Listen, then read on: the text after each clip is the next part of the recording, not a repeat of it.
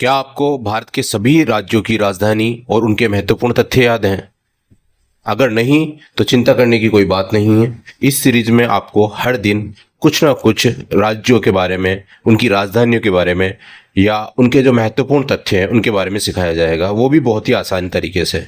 आपको सिर्फ daily classes लेनी है और आपकी जीके मजबूत करनी है। तो चलिए शुरू करते हैं बिना टाइम कोई गवाए हुए। इस सीरीज में हम भारत के उत्तरी भारत से शुरू करेंगे, दक्षिणी भारत में होते हुए सीधे पूर्वी भारत में घुस जाएंगे। तो इस तरीके से हमारा भारत को पूरा कंप्लीट करेंगे। पहला हम सबसे पहले लेते हैं जम्मू और कश्मीर। जम्मू कश्मीर की जो राजधानी है वो है श्रीनगर। वो आपकी ग्रीष्मकालीन राजधानी है। अगर हम बात करें शीतकालीन राजधानी की, तो जम्मू कश्मीर की जो शीतकालीन राजधानी है वो है आपकी जम्मू।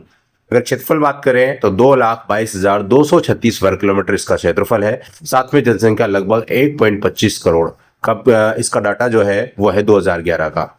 भाषाओं की बात करें तो भाषाएं इसमें कश्मीरी, डोगरी, उर्दू, हिंदी, पंजाबी, ये सब लैंग्वेजेस यहाँ बोली जाती हैं।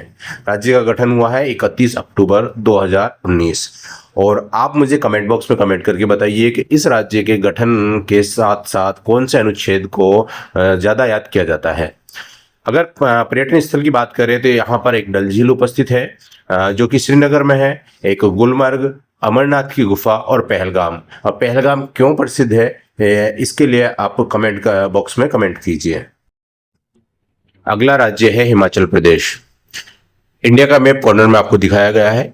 आप इसमें देख सकते हैं हिमाचल प्रदेश की लोकेशन क्या है, जिससे कि आपका मैप भी क्लियर होता चले। बात करें इसकी राजधानी की तो राजधानी है शिमला। क्षेत्रफल 55,673 वर्ग किलोमीटर। जनसंख्या की बात करें तो लगभग 75 लाख के लमसम इसकी जनसंख्या है, अगर हम बात करें 2011 की जनगणना के अनुसार। दोबारा से जनगणना शुरू हो चुकी है, नया डाटा आएगा तो नया आपको लिखवा दिया जाएगा। भाषाओं की बात करें हिंदी, पहाड़ी, कांगड़ी और मंडली, कुलोई आदि भाषाएं यहाँ पर बोली जाती हैं। उच्चतम शिखर की बात करें तो रेओपियो 6,816 मीटर यहाँ पर उच्चतम शिखर है, क्योंकि ये सारी पहाड़ी एरिया है। पूरा उत्तराखंड एक तरीके से पहाड़ी कहलाता है। राज्य का गठन हुआ था 25 जनवरी 1971 को। और राज्य के जो प्रतीक चिन्ह है उनके बारे में बताया है आपको कि मोनाल इनका राज्य पक्षी है, बुरांश राज्य पुष्प है, देवदार इसका राज्य वृक्ष है। इनके अलावा हमें यह भी पता होनी चाहिए कि इस राज्य में कौन कौन से पर्यटन स्थल है। उनमें बात करें हम पहले मनाली, एक डलहौजी, एक कुल्लू, धर्मशाला और खज्जियार। ये सब कहाँ के हैं? ये सब है हिमाचल प्रदेश में। तो आपको मेनली जो याद करना है वो इसकी राजधानी, साथ में क्षेत्रफल, गठन कब हुआ और इनके पर्यटन स्थल कौन कौन से हैं। तो इनको सबको आपको याद करना है। नेक्स्ट है उत्तराखंड की बात करते हैं तो सबसे पहले उत्तराखंड को देवभूमि उत्तराखंड के नाम से भी जाना जाता है, क्योंकि यहाँ पर बहुत सारे मंदिर हैं और जो है श्रद्धा का केंद्र माना जाता है। अगर उत्तराखंड की राजधानी की बात करें तो उत्तराखंड की राजधानी है देहरादून। ठीक है। अगर क्षेत्रफल की बात करें 53,483 वर्ग किलोमीटर। जनसंख्या है लगभग 1 करोड़ के लमसम। आगे हम बात करें भाषाएं हिंदी, गढ़वाली, कुमाऊनी, संस्कृत और अंग्रेजी, ये सब भाषाएं यहाँ पर बोली जाती हैं। राज्य का गठन हुआ था 9 नवंबर 2000 को और राज्य का प्रतीक है ब्रह्म कमल, राज्य पुष्प है।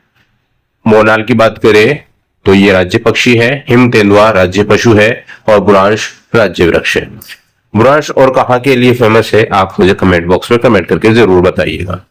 आगे हम बात करेंगे इनके पर्यटन स्थलों की। तो पर्यटन स्थल सारे के सारे धार्मिक हैं लगभग। इसमें पहले बात करें हम हरिद्वार, दूसरा है केदारनाथ, तीसरा है गंगोत्री, चौथा है नैनीताल और पांचवा है फूल घाटी, फूलों की घाटी। ठीक है। अब इनमें से कौन कौन सी लोकेशंस पर आप घूम के आ चुके हैं कमेंट बॉक्स में जरूर कमेंट करें। उत्तराखंड धर्म, प्रकृति और शास्त्र के लिए भूमि कहलाती है। अगला जो राज्य है वो है पंजाब। और पंजाब और हरियाणा दोनों पास पास में है। आप ऊपर मैप में देख सकते हैं पंजाब की स्थिति क्या है, कहां पर ये बसा हुआ है। ठीक है। हम बात करते हैं पंजाब की राजधानी की, तो वो है हमारे पास में चंडीगढ़, जो कि एक केंद्र शासित प्रदेश है। क्षेत्रफल है 50,362 वर्ग किलोमीटर। एरिया थोड़ा कम है इसका। जनसंख्या की बात करें तो लगभग 2.77 करोड़ और ये कृषि के लिए बहुत ही ज्यादा महत्वपूर्ण राज्य है। भाषाएं पंजाबी, हिंदी, अंग्रेजी बोली जाती हैं। राज्य का गठन 1 नवंबर 1966 को हुआ था। ठीक है, उसके बाद में आपको ये सारे प्रतीक चिन्ह जो है ये याद करने हैं, जो कि आपके स्क्रीन पर दिए हुए हैं। आगे हम बात कर रहे हैं यहाँ के पर्यटन स्थलों की। तो पर्यटन स्थलों में जलियांवाला बाग अमृतसर में स्थित है, जो कि पंजाब में है। जलियांवाला बाग हत्याकांड कब हुआ, आप इसका कमेंट करके उत्तर दीजिए। साथ में यहाँ पर बाघा बॉर्डर भी स्थित है, वो भी अमृतसर में है। एक किला मुबारक है पटियाला में। एक रॉक गार्डन है चंडीगढ़ में। रॉक गार्डन आप लोगों में से कौन कौन घूम के आया है, एक बार आप जरूर बताइए। रॉक गार्डन के किस लिए फेमस है, ये भी आप कमेंट करके बताइए। नेक्स्ट राज्य है आपका जिसके हम डिस्कस करेंगे, इन दोनों राज्यों की जुड़वा राजधानी है चंडीगढ़ है, जिसका डिस्कस करेंगे वो है हरियाणा। हरियाणा की बात करें तो इसकी भी राजधानी आपको पता ही, पंजाब के जस्ट सटा हुआ राज्य है ये भी। आपने देखा था पंजाब थोड़ा ऊपर था, हरियाणा उसके साइड में है। ठीक है, अगर हम बात करें इसकी राजधानी की तो चंडीगढ़ ही है, संयुक्त राजधानी है पंजाब और हरियाणा की। क्षेत्रफल 44,212 वर्ग किलोमीटर, जबकि जनसंख्या की बात करें तो लगभग पंजाब के बराबर 2.81 करोड़ 2011 की जनसंख्या के अनुसार हम ये बता रहे हैं। ठीक है, क्योंकि कुछ दिन बाद अगर डाटा चेंज होता है तो वो अपन बाद में उसको करेक्ट कर लेंगे। भाषाएं हिंदी, हरियाणवी और पंजाबी। हरियाणवी बहुत फेमस लैंग्वेज है। साथ में हम बात करें राज्य का गठन कब हुआ, 1 नवंबर 1966 को। ठीक है, और राज्य के जो प्रतीक चिन्ह है, पक्षी, पशु, वृक्ष और पुष्प। पुष्प है इसका कमल। ठीक है, तो इनको आप नोट डाउन कर लेना और इनको याद कर लेना। आगे हम बात करते हैं यहाँ के पर्यटन स्थलों के बारे में। तो पर्यटन स्थल पहला है इसका सुल्तानपुर बर्ड सेंचुरी।